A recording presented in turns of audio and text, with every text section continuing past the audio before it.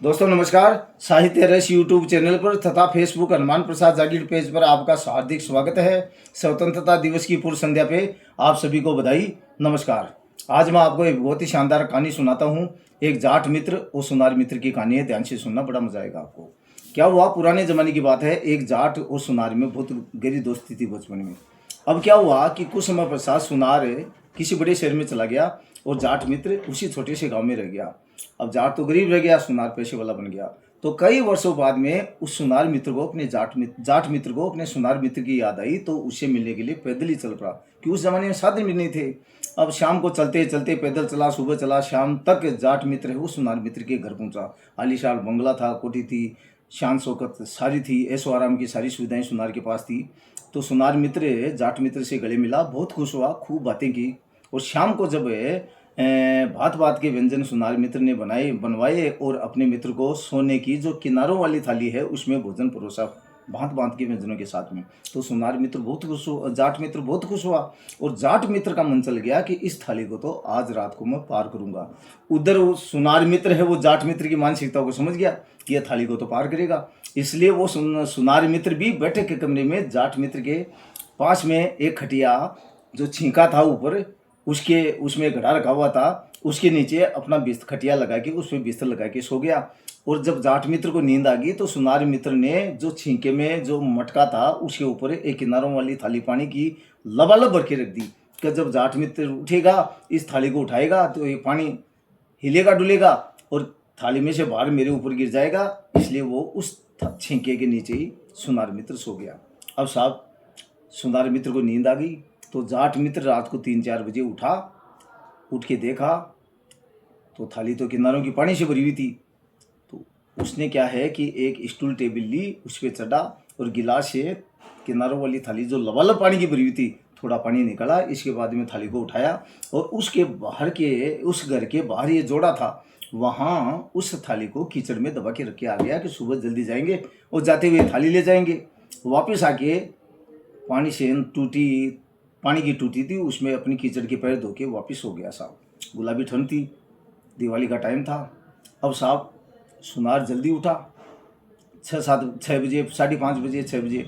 तो उस समय जाट मित्र को नींद आ रही थी साहब, लेकिन जाट मित्र का एक पैर है वो कंबल से बाहर निकला हुआ था और वो गीला था।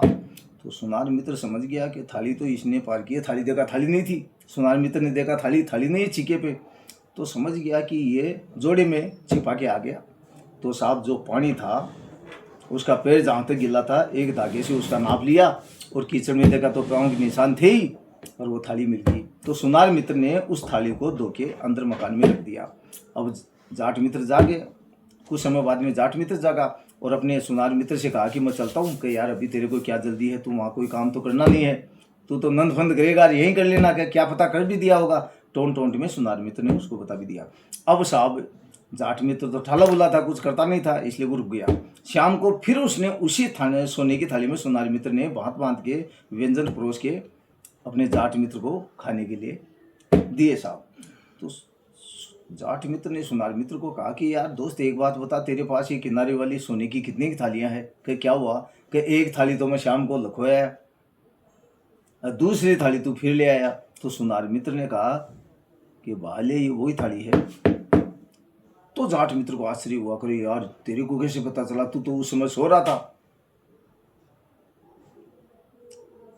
तो कही ये तो नहीं बताऊंगा। तो जाट मित्र ने कहा कि यार तू मेरा गुरु है, मैं अपने आप को खुरापति समझता था, लेकिन तू मेरे से 4 कदम दूर है, तू पीएचडी है खुरापति में।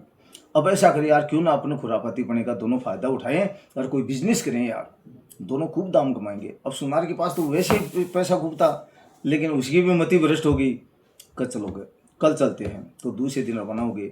अब साहब सुबह चले, दोपहर को चलते गए पैदल साहब। अब जैसे ही जयपुर जैसे बड़े शहर के बाहर निकले तो किसी धन्ना सेठ को का अंतिम संस्कार करने के लिए उनका जनाजा आ रहा था साहब। भीड़ आ रही थी गाँव शहर के बाहर। तो जाट मित्र ने कहा कि यहीं से अपन धंधा शुरू करेंगे। तो सुनार मित्र ने कहा कि यार यहाँ से क्या धंधा शुरू करेंगे। अब जैसे ही वो धन्ना सेठ का दाह संस्कार करके उसके परिजन वो लोग आए थे जाने लगे, उसके बाद में उससे जाट मित्र ने वो जो मरगढ़ था उसके पास में ही एक खड्डा खोदा साहब, फावड़ा पहले मांग लाया था किसी पड़ोसी से, काश्तकार से। अरे उसके नीचे उस गड्ढे में उस सुनार मित्र को कि यार तू यहाँ बैठ जा, ऊपर से छड़ियाँ है, पत्ते लगा के मीटे लगा के थोड़ी हवा के लिए छेद रख दिया। और साहब जाट मित्र गया उस धन्ना शेठ के पास में और पूछा कि उसका घर कहाँ है, जो धन्ना शेठ अभी अभी शांत हुआ है। तो वहाँ जाके बोला उनके लड़कों को कि वो फलां शेठ कहाँ है। तो वो बोला वो तो शांत हो गए, अभी दाह संस्कार करके आ रहे हैं। तो वो जाट है रोने लगा ज़ोर ज़ोर से। तो उसके लड़कों ने पूछा बाबा क्या बात है। क्या 6 महीने पहले मैंने मेरी फसल बेच के 50,000 सिक्के इसको ला के दिए थे, 1-1 रुपये के, और ये कहा था कि मेरे को जरूरत होगी तब वापस ले जाऊंगा। तो शेठ के लड़कों ने कहा कि मेरे पिताजी तो बही में लिखते हैं। तो जाट ने कहा देखो लिखे होंगे, अब बही में दिए हो तो मिलेंगे, कहाँ से मिलेंगे। कहा बाबा इसमें तो नहीं है। तो कहा भूल गए होंगे सेठ जी। तो कह क्या करें। तो जाट ने एक पैतरा फिर चला। तो कह ऐसा करो आप मरघट पे चलो 5 आदमी, वहाँ मैं आवाज़ दूंगा कि शेठ जी आपको 6 महीने पहले मैंने फसल बेच के कुछ मेरे पास जमा थे 50,000 चांदी के सिक्के ला के ये कह के आपको दिए थे कि मेरे को जब जरूरत होगी वापस ले जाऊंगा। अगर आपको दिए हैं तो हाँ कह दो, नहीं दिए तो ना कह दो।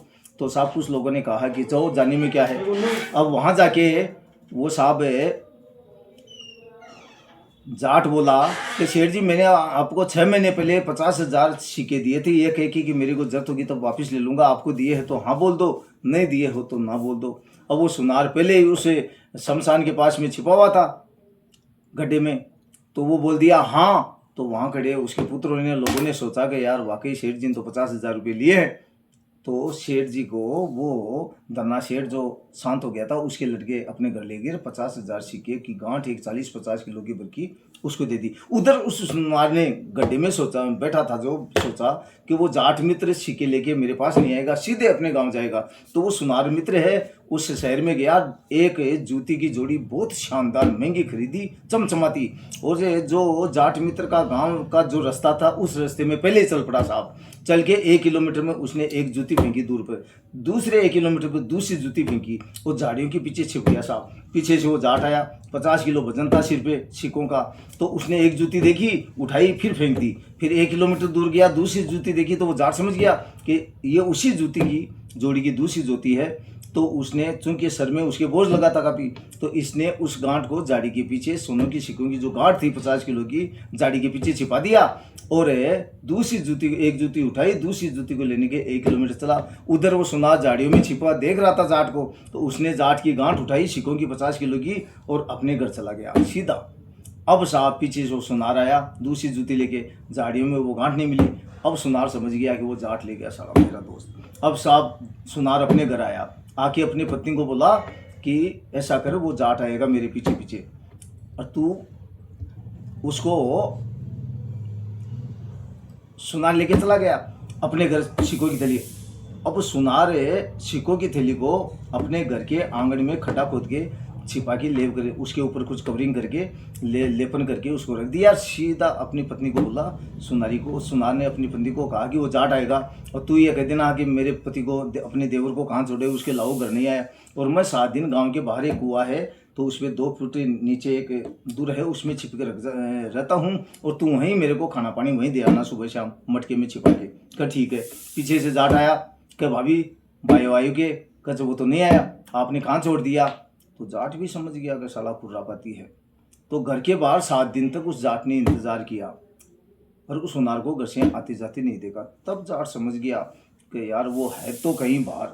अब सुबह शाम क्या है, वो सुनार की पत्नी है, वो मटके में पानी की बोतल और खाना है वो सुनार के लिए लेके जाती है तालाब पे, और उसे कुएं में अपना हाथ नीचे करके पानी की बोतल दे, लो बोतल, लो खाना, और वो ले लेता और आते समय पानी बढ़ जाती। 7वें दिन उस जाट ने सोचा कि इस सुनार की पत्नी के पीछे चलते।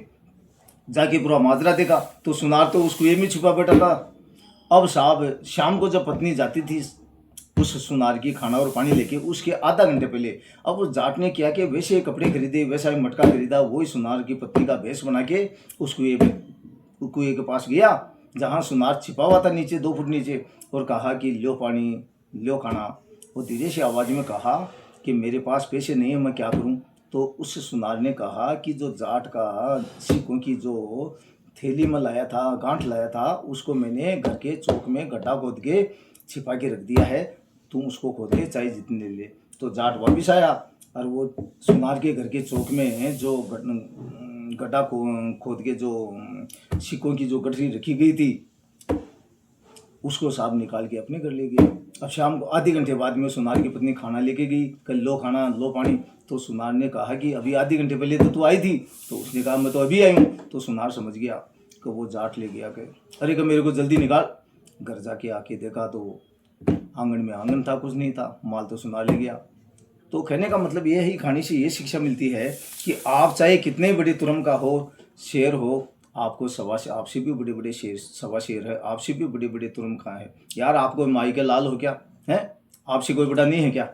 तो एक कवि प्रदीप के गीत की पंक्तियां हैं जो प्रासंगिक है, बहुत ही शानदार है, ध्यान से सुनना। कोई लाख करे चतुराई, कर्म का लेख मिटे नारे भाई, जरा समझो इसकी सच्चाई। इस दुनिया में भाग्य के आगे चला न किसी का उपाय, कागज हो तो सको बाँचे, कर्म न बाँचा जाए। एक दिन इसी किस्मत के कारण वन को गए थे रघुराई, कोई लाख करे चतुराई, कर्म का लेख मिटे नारे भाई, जरा समझो इसकी सच्चाई।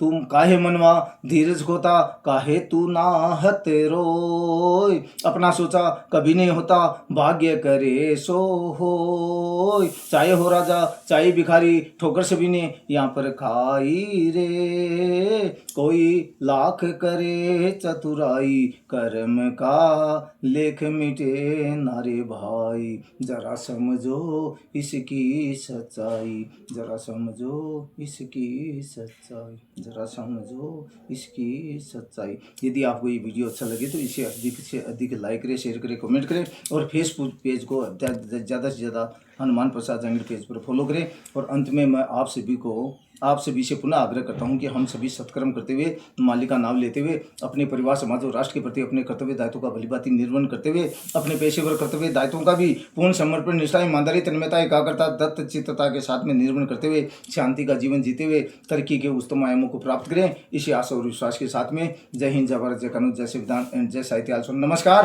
धन्यवाद। 11